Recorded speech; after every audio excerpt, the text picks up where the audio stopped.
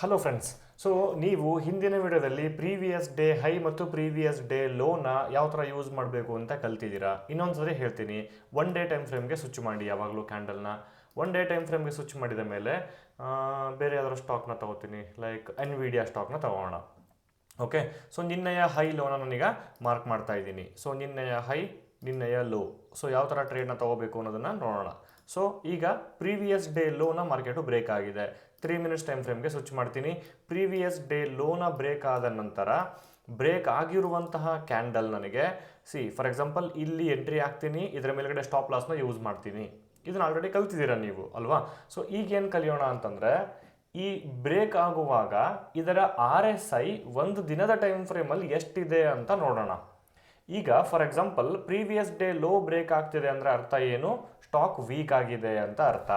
ಇದ್ರ ಜೊತೆ RSI 40 below ಇದ್ದರೆ ಸ್ಟಾಕ್ ಇನ್ನೂ ವೀಕ್ ಇದೆ, ನಾವು ಬಿಗ್ ಟಾರ್ಗೆಟ್ನ ಮಾಡಬಹುದು ಅಂತ ಅರ್ಥ. ಅದೇ ಥರ ಮಾರ್ಕೆಟ್ ಏನಾದ್ರು ಪ್ರೀವಿಯಸ್ ಡೇ ಹೈನ ಬ್ರೇಕ್ ಆಯಿತು ಅಂತಂದರೆ ಸ್ಟಾಕ್ ಸ್ಟ್ರಾಂಗ್ ಆಗಿದೆ. ಈಗ RSI 60ರ ಮೇಲಿರಬೇಕು, ಹೆಡ್ ಅಪ್ಸೈಡ್ ಇರಬೇಕು.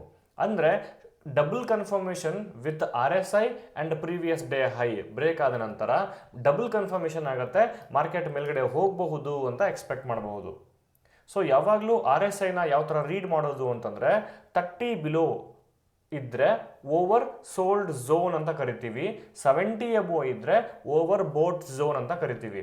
ಇಂಟ್ರಾಡೇ ಟ್ರೇಡಿಂಗಿಗೆ ಹೆಲ್ಪ್ ಆಗುವ ಹಾಗೆ 40 ಬಿಲೋ ಟಿಲ್ 30 ಸ್ಟಾಕ್ ವೀಕ್ ಅಂತ ಹೇಳ್ತೀವಿ, 60 ಅಬೋ ಟಿಲ್ 70 ಸ್ಟಾಕ್ ಸ್ಟ್ರಾಂಗ್ ಅಂತ ಹೇಳ್ತೀವಿ. RSIನ ಎಲ್ಲಿ ಹುಡುಕೋದು?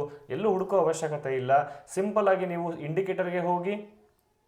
ಇಂಡಿಕೇಟರ್ಸ್ಗೆ ಹೋಗ್ಬಿಟ್ಟು RSI ಅಂತ ಟೈಪ್ ಮಾಡಿ, ರಿಲೇಟಿವ್ ಸ್ಟ್ರೆಂತ್ ಇಂಡೆಕ್ಸ್ ಅಂತ ಬರುತ್ತೆ. ಈ ಸ್ಟಾಕಿನ ಶಕ್ತಿ ಎಷ್ಟಿದೆ ಅಂತ ನನಗೆ ಇಲ್ಲಿ ತೋರಿಸುತ್ತೆ. ಇದನ್ನು ನಾನು ಒಂದು ದಿನದ ಟೈಮ್ ಫ್ರೇಮಲ್ಲಿ ನೋಡಬೇಕು. ಫಾರ್ ಎಕ್ಸಾಂಪಲ್ ಈಗ ಎನ್ವಿಡಿಯಾ ಸ್ಟಾಕ್ನ ಒಂದು ದಿನದ ಟೈಮ್ ಫ್ರೇಮಲ್ಲಿ RSI 42 ಇದೆ, ಅಂದರೆ ಇನ್ನೂ ವೀಕ್ ಆಗಿಲ್ಲ. ಸೊ ಇವತ್ತಿನ ದಿನ ಬ್ರೇಕ್ ಆಯಿತು ಪ್ರೀವಿಯಸ್ ಡೇ ಲೋನ ಅಂದರೆ ಇನ್ನೂ ಬೀಳುತ್ತೆ ಅಂತ ಎಕ್ಸ್ಪೆಕ್ಟ್ ಮಾಡಬಹುದು. ಬೇರೆ ಯಾವುದಾದ್ರು ಸ್ಟಾಕ್ ಲೈಕ್ ಕ್ರೂಡ್ ಆಯಿಲ್ ನೋಡೋಣ. ಕ್ರೂಡ್ ಆಯಿಲ್ ನೋಡಿ, ಆಸ್ ಇಫ್ ನಾವು 53 ಇದೆ, ಅಂದರೆ ಇನ್ನೂ ಸ್ಟಾಕ್ ಇದು ವೀಕ್ ಆಗಿಲ್ಲ. ಸೊ US 30ನ ನೋಡೋಣ, 50 ಎಬೋ ಇದೆ ಆ್ಯಂಡ್ ಅಪ್ ಟ್ರೆಂಡ್ ಇದೆ. ಸೊ ಆಸ್ ಇಫ್ ನೋ ಏನು ಇಶ್ಯೂಸ್ ಇಲ್ಲ ಇದಕ್ಕೆ. ಸೊ ನೆಕ್ಸ್ಟ್ ನಮ್ಮ ನಿಫ್ಟಿನ ನೋಡೋಣ. ನಿಫ್ಟಿ 50 ಅಂದರೆ ನಿಫ್ಟಿ ಬಾಟಮ್ ಇಂದ 50ನ ಫೇಸ್ ಮಾಡ್ತಿದೆ, ಅಂದರೆ 50 will act as support and resistance ಅಂತ ಹೇಳ್ಬೋದು.